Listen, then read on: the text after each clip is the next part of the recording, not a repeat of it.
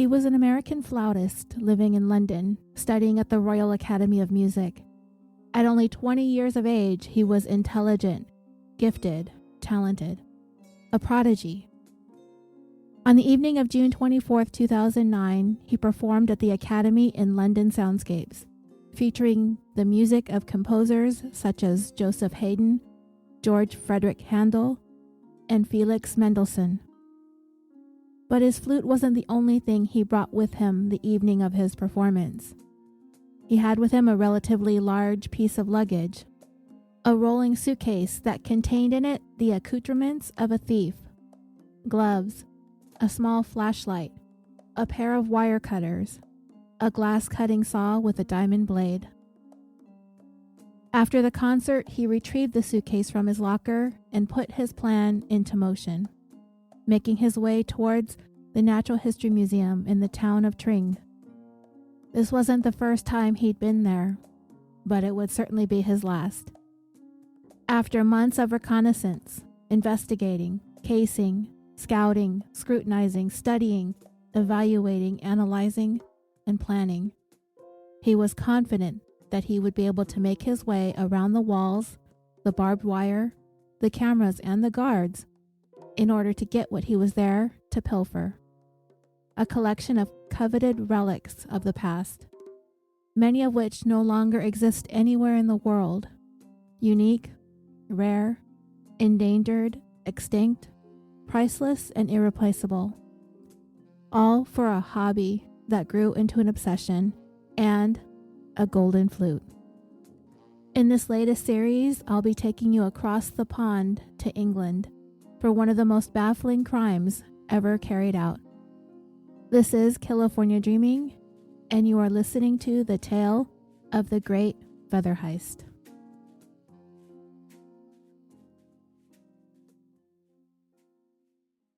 Hello, dreamers, and welcome back to the show. This is an independent one-woman production, and there are a number of ways that you can support the podcast. You can leave a rating and a review on Apple Podcasts or whichever platform you listen to the show on, preferably 5 stars if you truly enjoy listening. It pushes us up the charts and helps new listeners discover us.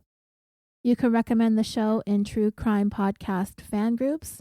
You can like our Facebook page, leave a rating for the show there too, join our discussion group, and follow us on Twitter and on Instagram. And if you would like to go above and beyond, you can support us on Patreon. For as little as $1 a month, you will not only be helping us keep the lights on, you will also gain access to dozens of exclusive full-length episodes and multi-part series cases as well.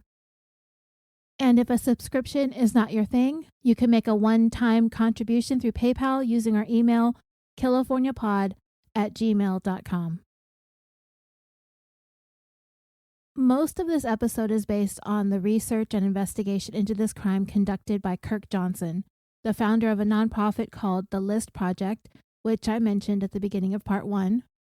Johnson wrote a book about this case that we are covering today entitled The Feather Thief: Beauty, Obsession, and the Natural History Heist of the Century. It will be referenced in the episode and in the show notes.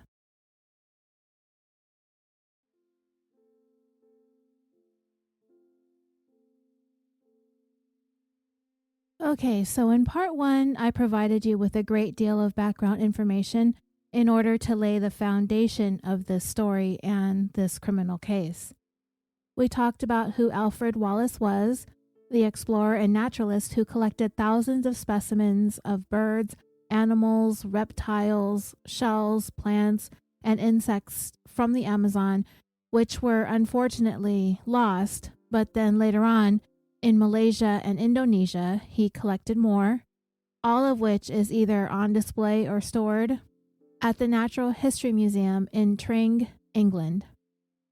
We discussed the importance of Alfred Wallace's collections and contributions to natural history, as well as his connection to Charles Darwin, with whom they co-authored the theory on natural selection. We talked about how meticulously he collected his specimens, how he had them sent to the Natural History Museum in London, which was eventually moved to Tring because of World War II. We also talked about how that museum in Tring came about, how it was built for Lord Walter Rothschild in the 19th century, who had his own obsession with wildlife and amassed a collection of his own, and how it was eventually willed to the British Museum. I then gave you an introduction to the Rist family, consisting of parents Curtis and Lynn Rist and their two sons, Edwin and Anton. I talked about how both sons were musical prodigies, who, when they discovered an interest in something, usually turned it into an obsession. And this is exactly what happened in the summer of 1999 when Edwin caught a glimpse of a fly tying instructional video that his dad was watching and became instantly mesmerized by the art of fastening feathers, fur, wool, and other things to fishing hooks. The boys went on to take private lessons in fly tying. They entered competitions and annual conventions, and it was at one of these conventions when they discovered Victorian-era salmon fly tying, at which point their interest in the craft leveled up to a fever pitch. But for Edwin, he came to understand that there was only so far that he was going to be able to go when it came to his skills with fly tying, because in order to truly master it, he would have to have access to the actual authentic materials used in the original fly recipes written back in the 19th century. However, this was virtually impossible these days, because the things that were needed were inaccessible. Either they were illegal, they were far too expensive, or they were extinct, or all of the above.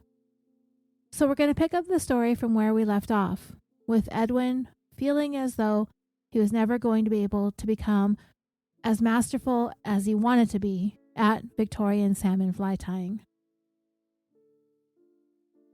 By the time Edwin was 13 years old, he was becoming quite masterful at fly tying. All of his free time was spent hunched over his vise, tying one fly after another. And if he hadn't perfected any one particular recipe, he repeated it over and over again until he got it right.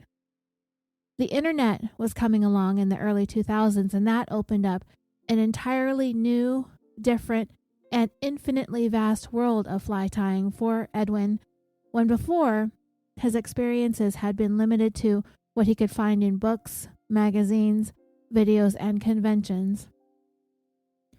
Not only did the internet give Edwin access to dedicated fly tying websites and forums, he also found a community of enthusiasts who had this shared interest, and they had those exotic, rare, illegal yet coveted elements required to create authentic fly ties, and they were only actually a few mouse clicks away on up-and-coming websites such as eBay and Amazon. However, despite access, working with such rare materials was something that people who really only had money to burn were able to indulge in. He was just a teenager. He didn't have the access to the kinds of cash that would take to gather the materials to make even one authentic Victorian salmon fly. When Edwin's favorite books were written back in the 19th century during the Victorian era, which spans Queen Victoria's reign from 1837 to 1901, when those books were published, the authentic materials for each of the recipes were still challenging to get, but were much more readily available since the importation of wildlife from around the world was still legal. Authentic flies were a symbol of status, and Edwin grew increasingly more desperate to take his fly tying skills to this level. Edwin asked Muzzy, the Simon fly tyer that he met at the convention in Massachusetts that gave him and his brother lessons at his workshop in Maine. He asked him about getting a hold of these elusive exotic feathers. He recommended that Edwin try reaching out to this guy in Detroit, Michigan named John McLean, who operated feathersmac.com. His slogan was, "If you're gonna tie good flies, you gotta have good materials." His website appeared to have nearly every single type of feather available. The price of feathers was a flat rate, by the inch, $6.95. So in his book, The Feather Thief, Kirk Johnson gave an example. McLean had on his site quills from the Argus pheasant, a threatened bird found in the Malaysian forest, which is about 30 inches long and is a favorite amongst fly tyers. One quill would cost about $200. So Edwin started doing miscellaneous jobs for some of his neighbors in order to try and earn money. He did some yard work, gathered firewood, whatever they were willing to pay him to do. Over time, he managed to save up a good chunk of money, so he called up McLean and told him he wanted to purchase some feathers, and he proceeded to list hundreds of dollars worth. McLean could tell that the kid on the line was young, so he wanted to check and make sure that he was on the up and up, that he wasn't going to get a phone call from an angry parent talking about how you're going to sell a kid hundreds of dollars worth of feathers like this. So Edwin asked his mom to speak to McLean, which she did, and assured the feather dealer that she was okay with her son's purchase. It was his money, he earned it. So he ordered the feathers, and when they arrived, Edwin handled them with great care. He wasn't even really wanting to do much of anything with them at first, because they were in perfect condition. He wanted to make sure that he was truly ready when it came for him to finally use them. Over time, McLean became well acquainted with Edwin, and he could see that this kid wanted feathers that were way, way out of his financial reach. So he shared with him a few tips and tricks that he could try to get his hands on some rare and unique feathers without having to spend too much money. He suggested that Edwin reach out to any professors who taught natural science or biology, something along those lines, preferably someone who was retired, and check with them and see if they had any old specimens laying around that they might be willing to part with. And Edwin did find an old retired professor who had a collection of bird skins that he was willing to sell to Edwin for a pretty low price. Another suggestion was to contact any nearby zoos to see if they would be willing to send him some of their bird feathers during molting season. So, from the Bronx Zoo, Edwin received feathers from a number of exotic birds that they had in their collection. He also contacted various bird preservation societies who also sent him feathers from their bird collections as well. Edwin also tried bidding on feathers on eBay, but without fail, he would be outbid every time. He simply didn't have the money for that. In fact, he came to find that fly tyers tended to team up to outbid other buyers, and then they'd win, and afterwards they would split the cost and split the feathers. Other fly tyers would buy old salmon flies on eBay in order to take them apart and use those feathers to make their own. And apparently the fly tying community keeps close tabs on one another, because when one of the older ones passes away, members of the community would reach out to family, they'd express some condolences, and then try to see about getting their hands on any of the materials that he might have left over. McLean's online feather business was lucrative, and there was never any shortage of demand, but there was constantly shortage of supply. According to Kirk Johnson, the most sought-after feathers from the blue chatterer, the Indian crow, the resplendent quetzal, and birds of paradise, were virtually impossible to get. So if anyone just so happened to get their hands on the skins or feathers of any of these birds, they were certainly sitting on a small fortune. As Edwin became more and more well-known across the salmon fly tying community, some of the elders, the master tyers, would sometimes gift Edwin a few coveted feathers from their own collections. Kirk Johnson discussed one of these master tyers that reached out to Edwin, a French-Canadian guy named Luc Coutier, who was known for having been able to duplicate flies known as the Traherne flies, named after a British soldier from the 19th century whose flies were considered to be the best of the best. They were what most aspired to. But Luc didn't see it necessary to stick to the traditional recipes, but instead, he designed his own flies that were inspired by the birds themselves, mostly the Indian crow, the blue chatterer, and the birds of paradise. Edwin ended up contacting Luc, and the two struck up an email relationship, as Edwin extracted as many of Luc's secrets and tips as he possibly could. Luke not only sent feathers to Edwin and his brother, he also designed a unique fly specifically for them. In 2007, Edwin wrote an article on a hook-making website. He said, "Fly tying is not merely a hobby, it's an obsession we seem to devote a substantial part of our time to. Examining feather structure, designing flies, and coming up with new techniques for getting exactly what we want out of a fly." By then, Edwin had put together one particular fly called the Blacker Celebration Fly, whose recipe called for feathers from the Indian crow, the golden-headed quetzal, the flame bowerbird, the superb bird of paradise, and contiga. He posted a picture of his fly on a website called flytyingforum.com on January 17, 2006, and I looked at it and it is still up on the forum with Edwin listed as an advanced member. Commenters were not only stunned at his workmanship, but the fact that he was so young and that he had so many rare feathers to work with. So dreamers, amid all this talking about fly tying, let us not forget that Edwin is also an accomplished flute player. Despite the fact that he spent a great deal of time trying to perfect his fly tying hobby, he was keeping up with his music. He went to New York City every week for lessons, as well as playing in performances since he joined as a member of the New York Youth Symphony Orchestra, Chamber Music, and Composition Productions. When he turned 16, he started an internship at New York's American Museum of Natural History in the Reptile and Amphibian Department. He was given an access card to the back storage areas, and he was trained on how to handle the museum specimens and collections.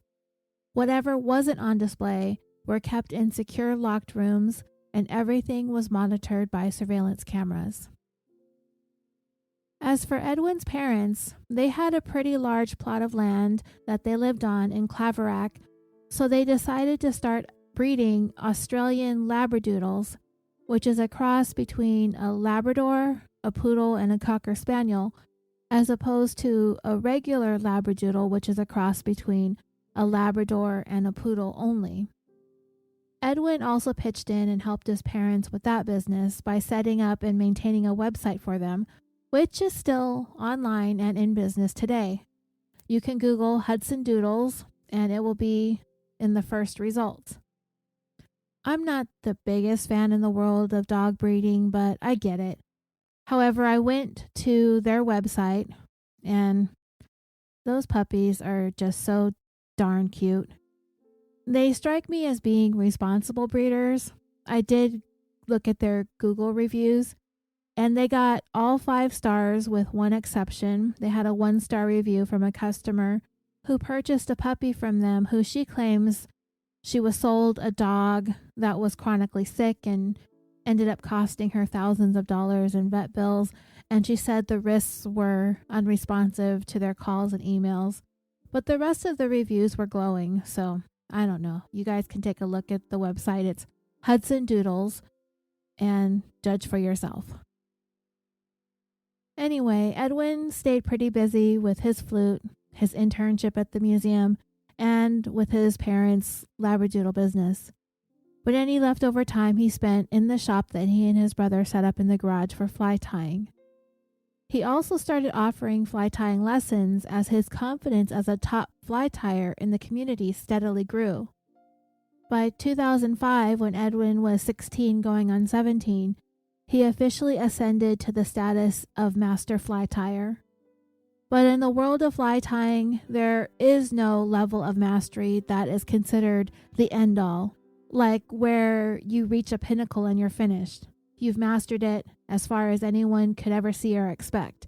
But the reality is that there is no such thing as complete mastery, because you do have your off days. There are days when you make mistakes, or your fly didn't come out exactly as you wanted it to. No matter how good you get, you're always going to have days like that. Muzzy once told Edwin, when it comes to learning how to tie salmon flies, it's a school that you never graduate from. Even though playing the flute was Edwin's number one priority, at least it was supposed to be, His mind was always preoccupied with Victorian salmon flies, especially the ones he had yet to have attempted to tie.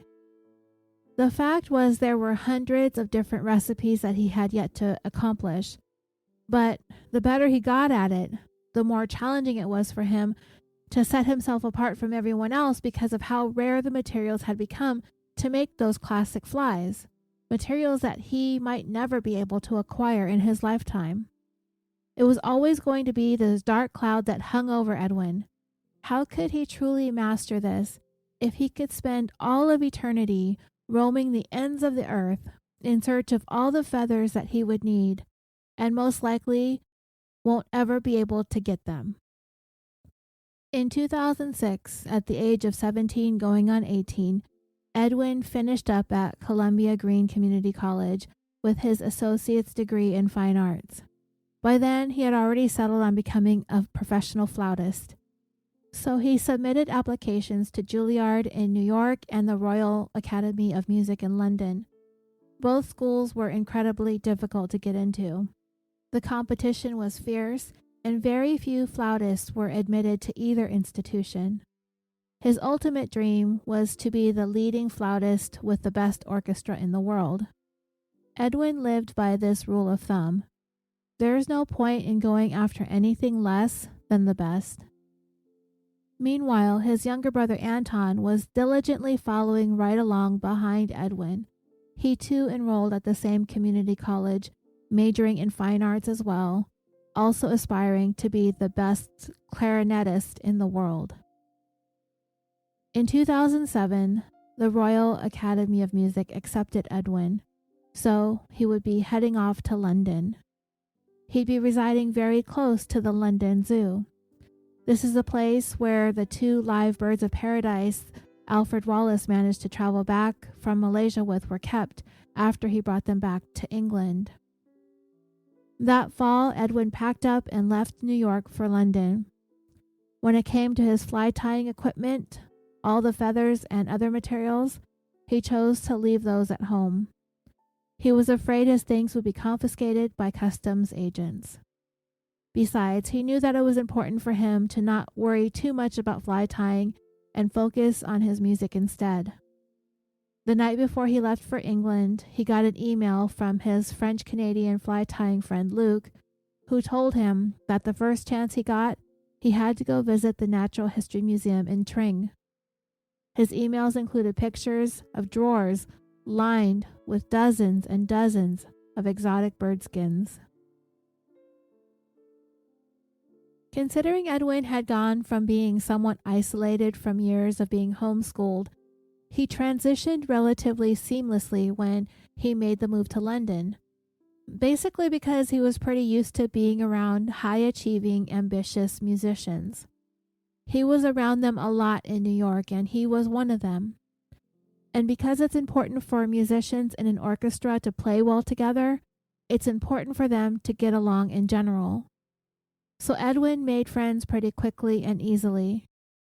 But within a month's time, after he got pretty well settled in, Edwin began longing to get back to his fly tying hobby. So just a few weeks after arriving in London, Edwin discovered that there was going to be an event called the British Fly Fair International, and it was a trade show that he really wanted to go to. It was being held at a place called Trentham Gardens, located in Stoke-on-Trent, about 155 miles or 250 kilometers north of London. So he went on one of the fly tying forums that he frequented and asked around if there was anyone who wanted to split the cost of a hotel near the trade show, where there would be vendors selling books and materials, as well as exhibits and demonstrations. Also just an hour away from the trade show was the location of a fishing cabin where Isaac Walton lived. Isaac Walton was an English author born in 1593, and he died at the age of 90 in 1683. He wrote a book entitled The Complete Angler, and this fishing cabin of his was built in 1671 along the River Dove. Edwin was surrounded by this rich history of fly tying in the country where it originated. It was during the 13th century in England when fly tying was first being referenced, but there are some who credit the very earliest references to fishing with flies having been made back in the 2nd century by Claudius Aelianus in Italy. Born in 170 AD and passing away in 222 AD, Claudius was a Roman author and teacher of rhetoric, which is the art of persuasion. He wrote collections of books, one set called The Nature of Animals, which included short stories on natural history with allegorical moral lessons. In one of his stories in his collection, he wrote, "I have heard of a Macedonian way of catching fish, and it is this. Between Boro and Thessalonica runs a river called the Astrius, and in it there are fish with speckled skins. What the natives of the country call them, you better ask the Macedonians. These fish feed upon a fly peculiar to the country, which hovers on the river. It is not like the flies found elsewhere, nor does it resemble a wasp in appearance. One would not justly describe its shape as that of a midge or a bee, and a midge is a gnat. Yet it is something of each of these. In boldness it is like a fly, and in size you might call it a midge. It imitates the color of a wasp, and it hums like a bee. The natives generally call it the hipporus. These flies seek their food over the river, but do not escape the observation of the fish swimming below.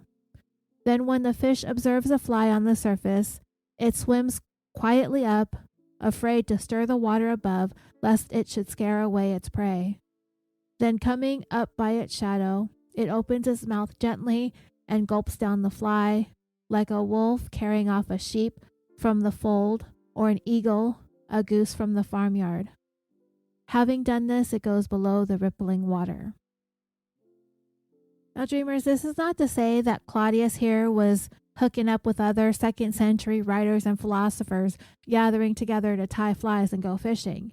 It's just in his writings, it's the earliest mention of fish coming to the surface of the water to feed off of insects that tend to hover around the surface. It was really the 13th century British folks in England who were wild for fly tying and made it all the craze that it apparently became. Edwin was pretty disappointed in himself that he was there in the birthplace of the hobby he had been obsessing over for years, as he had been fly tying by then for as long as he had been playing the flute.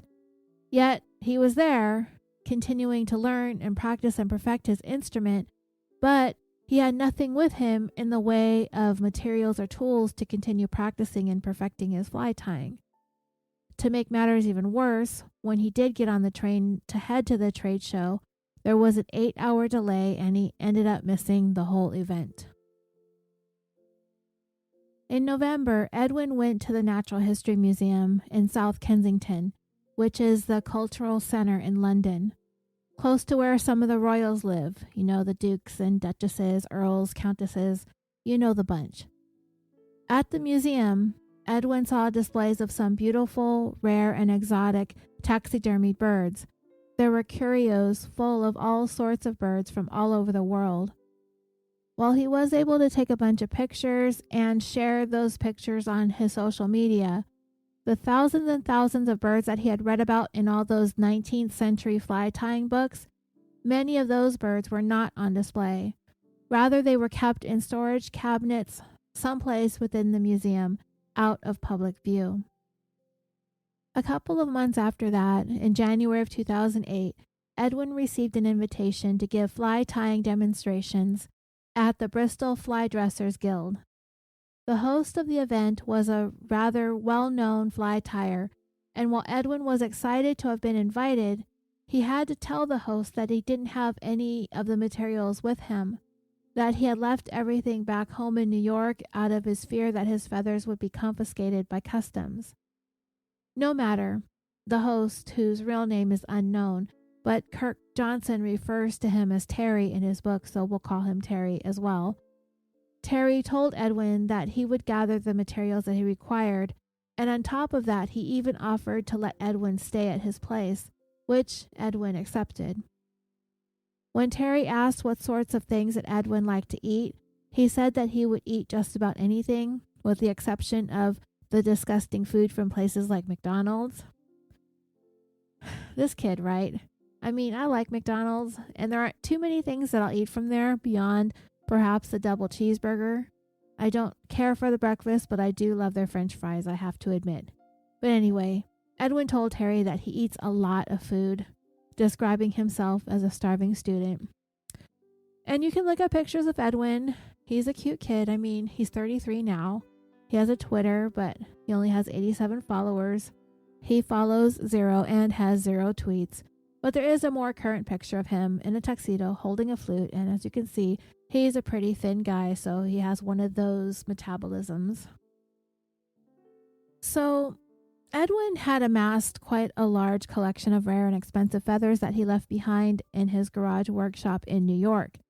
He was really missing tying flies, but if he wanted to start up again there in London, he was going to have to start all over again from the beginning.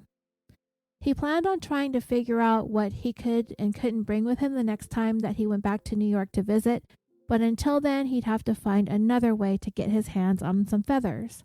The good stuff, the real stuff. He tried looking around in secondhand stores and vintage shops for anything that had birds, like those old Victorian hats. There were times when he'd find an estate sale where there would be collections of bird skins, but the prices were way beyond what he could afford. So the search for feathers was frustrating. In Kirk Johnson's book, he said that the name Edwin used on his YouTube channel to upload his flute videos was Edwin Resplendent. I did go looking for it, but instead I found a video of Edwin playing the flute under the name Edwin Reinhard, which I did post in the discussion group for you guys on Facebook. The name Resplendent was obviously a reference to the resplendent quetzal, a bird that is endangered, found in southern Mexico and in the western parts of Panama. The University of New Mexico's Ornithological Research Archives describes the bird as having a green body with feathers that show iridescence from green gold to blue violet and a red breast. In light, its feathers can shine in a variety of brilliant colors: green, cobalt, lime, yellow, and ultramarine. The tail feathers on breeding males are particularly long and splendid in color. Their feathers are iridescent and shiny, which helps camouflage them when it rains. All of this is to say that they are next to impossible to get, as there are a number of fly recipes that call for feathers from the resplendent quetzal. So, Edwin was pretty bummed out and disappointed, having been unable to get or afford the feathers that he really wanted. And truth be told, he kept thinking about the email that he had received from Luke, his French-Canadian friend, where he had told Edwin to visit the world's greatest ornithological collection at the Natural History Museum in Tring. It's a collection that includes more than 750,000 bird skins, 15,000 bird skeletons, 17,000 birds that have been preserved in liquid, and you know those jars that you stared at in science class with the whatever was in it. I remember my science class having like snakes and reptiles in those jars. I can't recall if I ever saw any birds per se, but anyway, you know what I'm talking about. 17,000 birds in jars of liquid whatever they used to preserve these things. There was also a collection of about 4,000 bird nests and 400,000 eggs. Altogether, the collection amounted to about 95% of the known species of birds from around the world. Some of the birds in the collection date back to the 18th century. As Edwin clicked around the museum's website, he went to the Access to Collections link. It said that if visitors that were artists or painters or anyone conducting scientific research would be able to gain access to the full collection that included the items that were kept in cabinets in the museum storage rooms, they could do so by making an appointment. Now, Edwin was fairly certain that if he told the museum that he was interested in the birds because of his fly tying hobby, that there was no way that they were going to let him in. He thought maybe he could say that he wanted to take pictures of the birds because he was writing a book about traditional fly tying, but he wasn't a published writer, so he wasn't confident that that would work either. So just a couple of days before he was set to do his fly tying demonstration at the Bristol Fly Dressing Guild, he sent an email to the museum in Tring explaining that an acquaintance of his was a student at Oxford University and he was working on his dissertation. The subject of it was the birds of paradise, and he was requesting access to view the collection so he may be able to take some up-close pictures of the birds. He sent this email on February 8th, 2008. In order to verify what Edwin had told them, the museum requested the email address of this friend of his at Oxford. He provided them with an email address that he made up under the name of his friend, so I guess the friend was an actual real person. So he used that person's name but gave a fake email, which would be directed to Edwin, obviously. Shortly thereafter, Edwin received the email from the museum and he verified his own ruse. So the museum set him up with an appointment to view the birds in their collection the following month, in March of 2008. Edwin would be looking at the very same birds of paradise that naturalist Alfred Wallace had collected on his travels in Malaysia and Indonesia, the very ones that he had collected and had sent back to England. So Edwin had arrived in Bristol at Terry's flat the day before he was scheduled to deliver his fly tying demonstration for the guild. They went to a local tackle shop where Edwin was actually able to purchase some of the feathers that were illegal here in the United States. They also visited the Bristol Zoo, where the Alfred Wallace Aviary was located. And when they got back to Terry's flat, Edwin did practice some of his flies to make sure that he would be ready for his demonstrations. So yeah, he was fine. It was like riding a bike for him. The next day, Terry's friends were mesmerized by Edwin's skills. They looked on as he tied flies some of them had only seen in pictures. But for his demonstrations, Edwin had used dyed feathers from everyday birds. Terry later remarked to the guild that Edwin is the best salmon fly tyer he had ever seen at work and suggested that Edwin needed to basically go on tour with the Fly Dressers Guild as it toured across England. When Edwin got back to his flat, he mailed Terry a thank you card for his hospitality, also noting that he hoped to come back in the near future. By then, Edwin expected to have his own materials and tools. The following month, Edwin kept his appointment at the museum in South Kensington. He was told to not go to the main entrance of the museum, but rather go to the side door of the ornithological department and ring the buzzer. But as he looked around, he was having a hard time finding this entrance. When he asked a security guard for directions, he was told that the vast collection of bird specimens were no longer kept at that particular campus of museums. They had long been moved to the Natural History Museum in Tring. If you recall back in part 1, I mentioned that the skins were spirited away from London to Walter Rothschild's personal museum for safekeeping during World War II. Why this information had not been updated or why Edwin didn't pick up on that, I'm not really sure. It seems to have been just a miscommunication. But Edwin definitely got his wires crossed, and he was kind of embarrassed when the guard told him that it had literally been decades since the collection had been moved. So Edwin got back to his flat and started Googling Tring.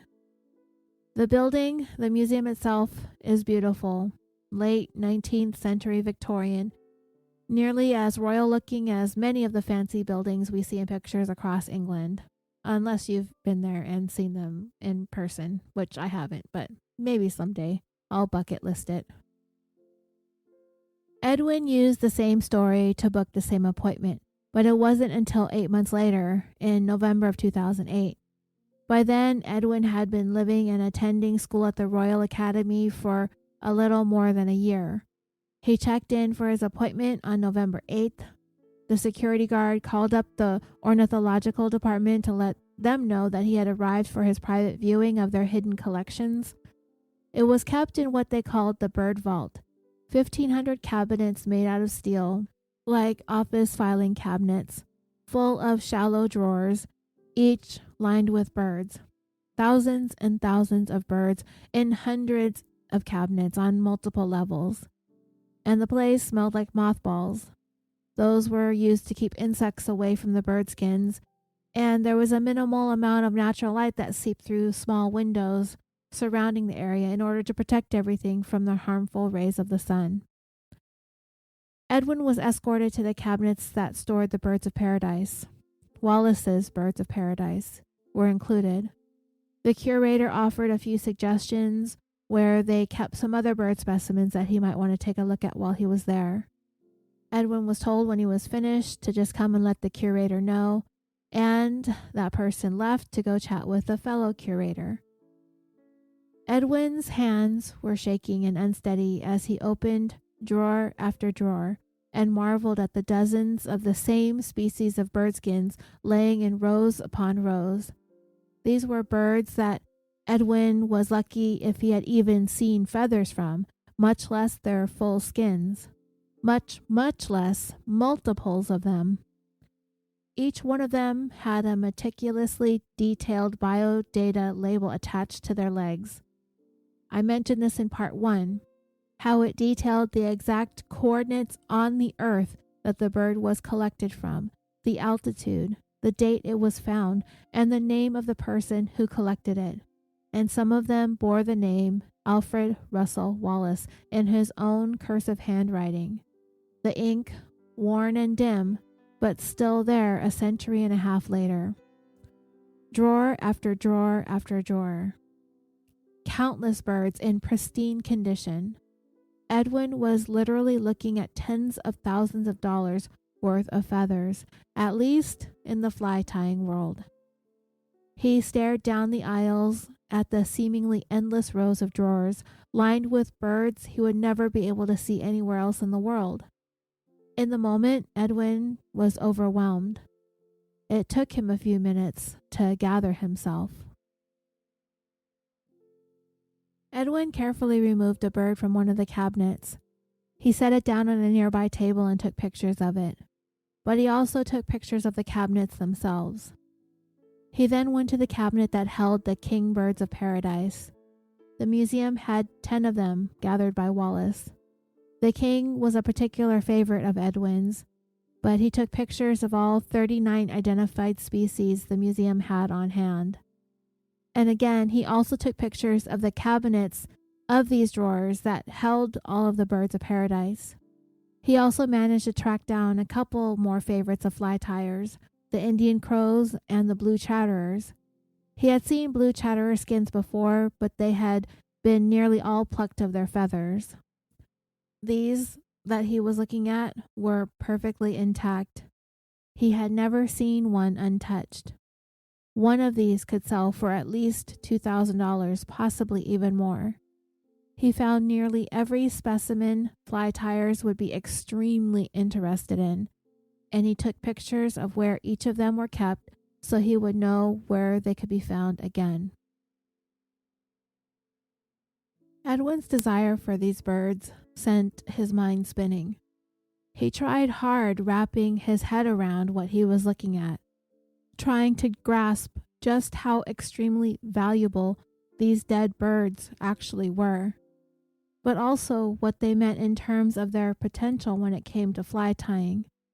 He felt like the last 5 years that he had dedicated to perfecting his skills, everything that he had been working towards and desiring was right there before him. He was looking at perfection. He was looking at everything that had been eluding him.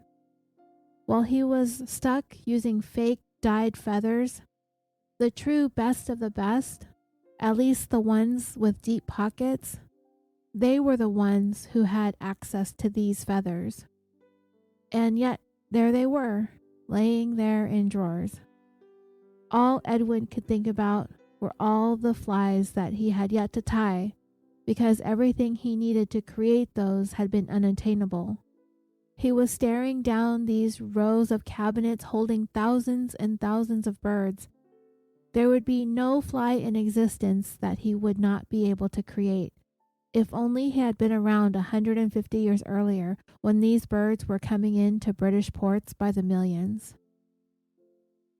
Edwin spent 2 hours looking through the drawers, taking as many pictures as his memory card could hold. When he finally left the museum, he knew that he had to figure out how to get back in.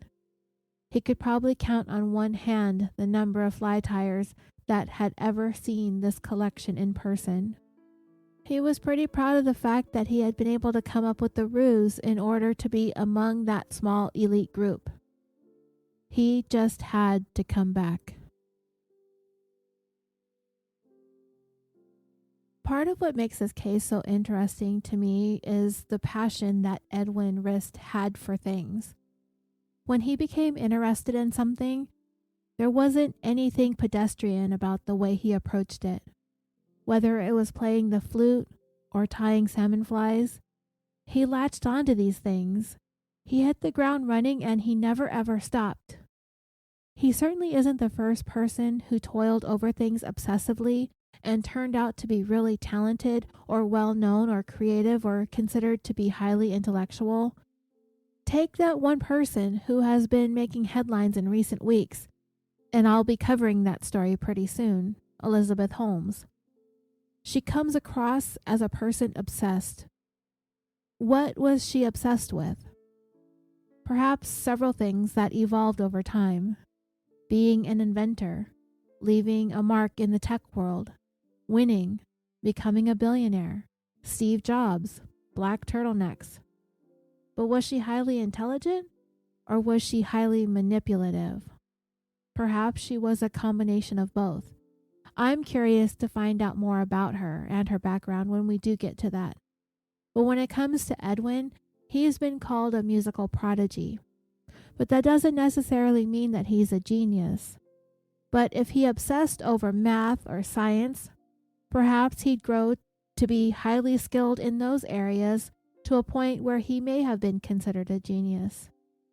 He did finish up an Associate of Arts degree by the time he was 17, so perhaps he was and is. Are geniuses people obsessed? I was curious. So I found an article on Inc.com, that's INC like incorporated, entitled 5 Traits of True Geniuses. Former CNN chairperson Walter Isaacson, who has written biographies about Benjamin Franklin, Albert Einstein, and Steve Jobs, wrote that there were 5 similarities between all of them. One is that they have a passion for perfection. From what I've read thus far about Edwin, this seems to be a trait of his. Isaacson says that being a genius isn't just analogous to one's intellect, stating, at a certain point in your life, it becomes apparent that smart people are a dime a dozen. What makes someone really special is if they are imaginative, if they think differently. Geniuses are typically obsessed with perfection, and the example that Isaacson points to is an anecdotal story about Steve Jobs. When he was young, he was helping his dad, who was an auto mechanic, build a fence around their backyard. Dad told young Stevie that it was imperative that the back fence was as beautiful as the one in the front yard. He asked his dad why it was so important, since nobody was really going to see the back fence or know the difference, and Dad told him, yeah, but you will know. Steve took that lesson from Dad throughout his life's work with Apple, when he obsessed over even the most minute details that no one in the world would ever see or know about when it came to the products that he developed. An artist cares about the parts unseen. This is a trait evident within Edwin throughout this entire story. The second trait is that geniuses love simplicity, and we see this all over the place when it comes to Apple products. Well, maybe not so much with the operating system per se, maybe that's just me, but I find it incredibly complicated. Everything else though, it's all very simple, from the designs to the packaging, we see that. According to Isaacson, when Steve Jobs was developing the iPod, He wanted it to take no more than 3 clicks to get to any song that you had stored in it, and he made that demand of his development staff. 3 clicks. And that is how they came up with the round scrolling button that required 0 clicks for you to move up and down your music library. Steve also insisted that the iPod not come with any sort of on or off button, so it was made to power on and off on its own. I find that with Edwin, even though his 2 passions, the flute and fly tying, are not particularly simple to learn, he became good at both of them. It became simple to him. I would even go so far as to say that the hobby of tying flies, couldn't we just see the enjoyment of that being one of those types of simple pleasures in life? On the surface anyway. We know based on what we've talked about thus far that fly tying is quite complicated. But if you really think about it, if any of us have ever been in a sporting goods store or in the sporting goods section of Target or Walmart, that if we ever thought about fishing flies or saw them on sale, they were nothing more than just some feathers on a hook. To us anyway, just simple. The third trait is that geniuses make other people do what they never thought was possible. While Edwin didn't seem to be in a position to challenge anyone like this, I think it could be applied to him nonetheless. Isaacson wrote, Steve Jobs was a real jerk to work with, but he gathered around him the most loyal people because he drove them to do things they didn't know that they could do. He refused to cave in to hesitation and self-doubt, not just his own, but everybody's. Whenever anyone told him that what he wanted to do was impossible, he would simply tell them to stop being afraid. It can be done. He did this when he insisted that they cut down the amount of time it took Apple's original Mac computer to power on and boot by 10 seconds. His team was like, impossible. But Steve pushed them and pushed them and pushed them, and ultimately they were not only able to reduce the boot up time by 10 seconds, they reduced it by 28 seconds. Maybe Elizabeth Holmes was doing the same thing with her development staff when it came to her blood contraption. She demanded that this thing be the size of an office printer, yet be able to test for 300 different things using only a speck of blood. She kept insisting and insisting that somebody make this thing work the way she wanted it to. Just like Steve Jobs. Because if you keep trying long enough and hard enough, then the impossible becomes possible. Perhaps someday the technology Elizabeth Holmes gambled billions of dollars on might become a thing. Perhaps if she finished up college, things would have played out differently.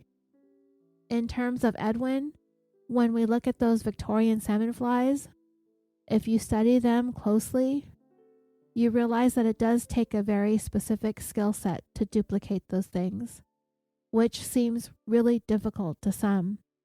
Even other experienced fly tyers find it astonishing. But Edwin managed to do it. To an extent, anyway. He didn't have the authentic, rare, exotic feathers that he needed in order to duplicate many, many flies. But in a bit of foreshadowing here, Edwin was intent on making the impossible possible. The last 2 traits of geniuses are that they challenge other geniuses and that they appreciate diversity. Albert Einstein discovered the theory of relativity because he was in the process of challenging one of the theories of Sir Isaac Newton. As for diversity, it is the trait of tolerance that Isaacson points to as being something Benjamin Franklin appreciated, stating, he understood that if you create a society with great diversity and everyone is tolerant, it will be stronger. Most creativity comes from a group of people who play off of each other, who cover each other's weaknesses, and amplify each other's strengths. Over and over again, you see Ben Franklin's wisdom, which is to bring people together. That's part of genius. And again, we can see this in Edwin.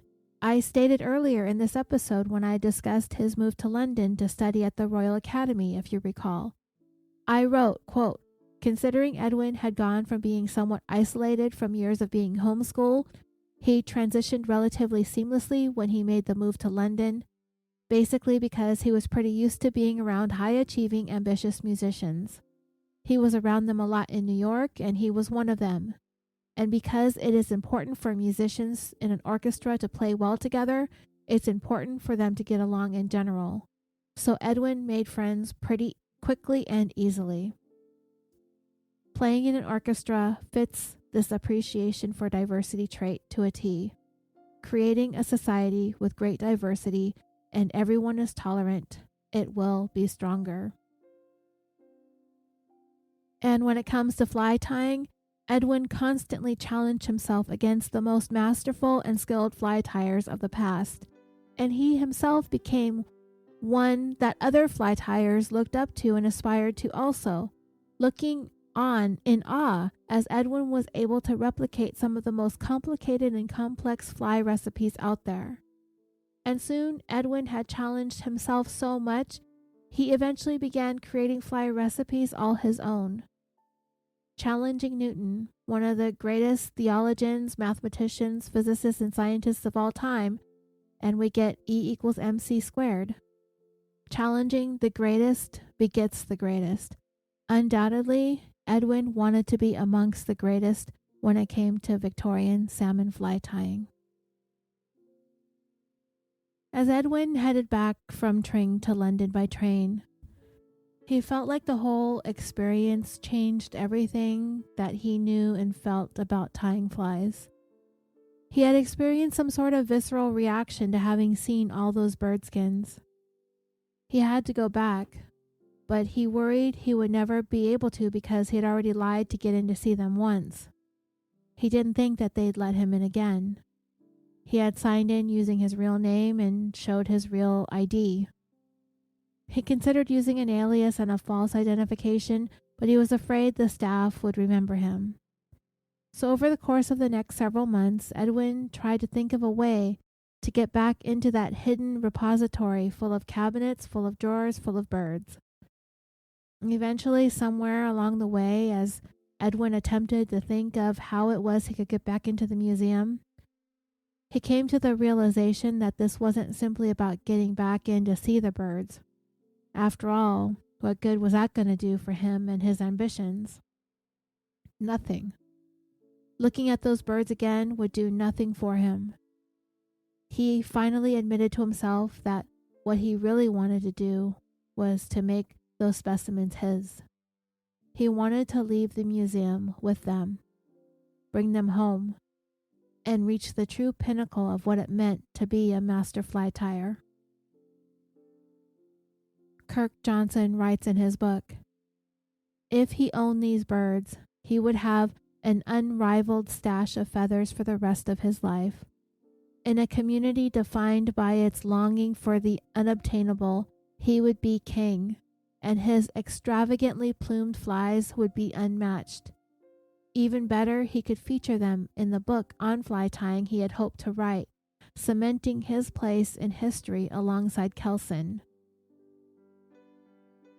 So dreamers, it's important to mention that it was around this time in 2008 that we were in a global financial crisis.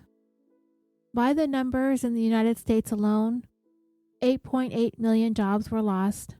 Unemployment rose to 10% by October of 2009. 8 million homes were foreclosed on. $19.2 trillion in household wealth vanished. Home prices declined an average of 40%, even worse than that in many cities, and the S&P 500 declined more than 38% in 2008. $7.4 trillion in stock wealth was lost from 2008 to 2009, an average of $66,200 per household, and employee-sponsored savings and retirement balances declined by 27%. And the crisis impacted Edwin's parents' Australian Labradoodle business as well. Puppies were selling for as much as $5,000 each, was a luxury that people could no longer afford. It reached a point where Edwin was sending some of his student loan money home to mom and dad. It was that bad. In addition to that, Edwin was about a year away from orchestra auditions, and similarly as to how he obsessed over the materials that he worked with in making salmon flies, he obsessed just as much over the type of flute that he used also. Flutes are one of the earliest identifiable musical instruments, some dating back tens of thousands of years. Today, the common Western flute is usually made of nickel, silver, or silver-plated brass. But professional flute players use flutes made of solid silver, solid gold, or solid platinum. So out of curiosity, again, I looked up the most expensive flutes in the world. So the most expensive flute in the world sold at auction in 1986 for $187,000. When I put that into the inflation calculator, that's $466,000 today. And even though this was some 35 years ago when it sold for that amount, that is still more than $100,000 more than the cost of the most expensive flute on the market today.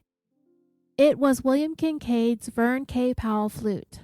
Kincaid was a flautist with the Philadelphia Orchestra for close to 40 years and helped create the American School of Flute Playing, and Vern K. Powell Incorporated makes professional flutes and piccolos beginning in 1927, handmade wood, silver, gold, and platinum instruments.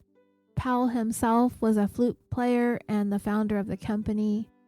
Kincaid's custom-made flute was created in 1939 and is made out of platinum with sterling silver keys. It was on display at the New York State Fair, where it was kept under guard 24 hours a day until Kincaid purchased it and used it to play in both the New York and Philadelphia orchestras. When he died in 1967, he left it to a student of his, a renowned flautist in her own right. It was next purchased at that auction in 1986 and is currently on display at the Metropolitan Museum of Art in New York City. Trailing quite far behind in price, the next most expensive flute is the Haynes Platinum Flute, costing $84,000. William S. Haynes founded the William S. Haynes Flute Company of Boston in 1888. He was a master silversmith, and interestingly enough, I didn't find anywhere that confirmed whether or not he actually played the flute. He is only listed as being a silversmith. So kind of like Edwin making salmon flies, yet not really one to go fishing, it appears as though Haynes could make a damn nice flute out of platinum, but not really be able to play it. The flute was made out of platinum, trimmed with 14-karat gold and gold parts. The parts of the flute being the roller, the lip, the mechanism, tone holes, ribs, rings, posts, and springs, making it a pretty heavy flute. And it can be found at the Flute Center of New York and is currently the most expensive flute that is currently on sale. And there are 11 more flutes on the world's most expensive list, ranging in price from $80,000 all the way down to $30,000, made from materials including gold, rose gold, and high-quality sterling silver. But I'm not going to go on down the list any further. If you guessed that our young friend Edwin Rist wanted something more than a regular old silver-plated flute, then you would be correct. And Kirk Johnson is quick to point out in his book that there have been several studies that have shown that experts have not been able to tell the difference between a nickel flute and a gold flute. Edwin had been wanting a particular flute made out of gold that cost about $20,000. But having this gold flute wasn't going to even help his chances of making it onto an orchestra if he auditioned with a golden flute rather than a silver-plated one, because auditions are blind. They're held behind a screen, so whoever is judging can't see what anybody looks like or how fancy their flute is. So you've probably guessed by now that Edwin was contemplating stealing those ever so coveted bird skins, because doing so could bring about some changes that were very important to Edwin in his young life. They had so much value potential in the salmon flying community that he would be able to afford to take his flute playing to the next level with an instrument made of gold, even though we know having a gold flute had no impact on his skills as a flautist. He just wanted the best. and that would give him the status and prestige that he longed for as a musician. But it wasn't just the flute. He also was interested in his fly tying, of course. He would be able to help his family also with their financial hardships during this economic recession. And not only would Edwin have a supply of feathers to last a lifetime, their value will only increase with each passing year. And he and his family would never, ever have to worry about money again. Then Edwin started to rationalize his thinking by telling himself that the museum really didn't need so many of the same bird. There was no reason for them to have 2 or 3 dozens of the same exact bird skin. What the heck was the purpose of that? To him, it was pointless and a waste for those birds to be kept in those cabinets.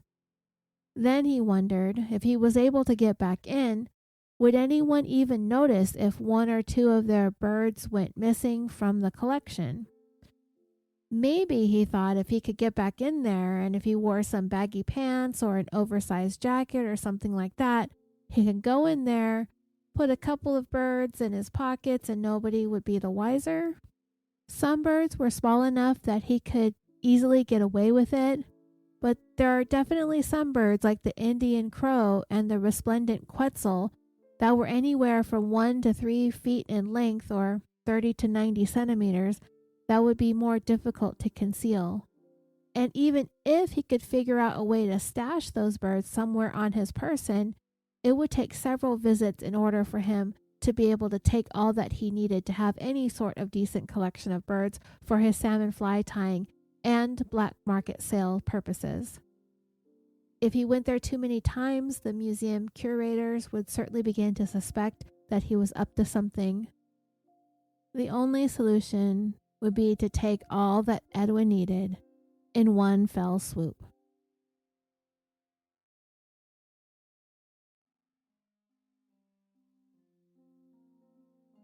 Okay, we'll go ahead and stop here and end part 2.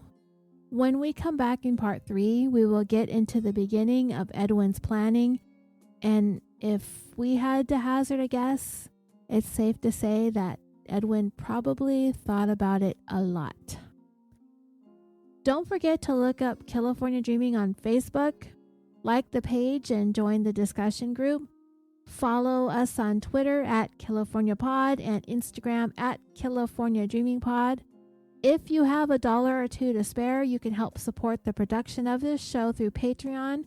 Just go to patreon.com and search for California Dreaming. Feel free to reach out, message me with case suggestions. The email is californiapod@gmail.com. Thank you all so much for listening. I'm your host, Roseanne, and until next time, sweet dreams.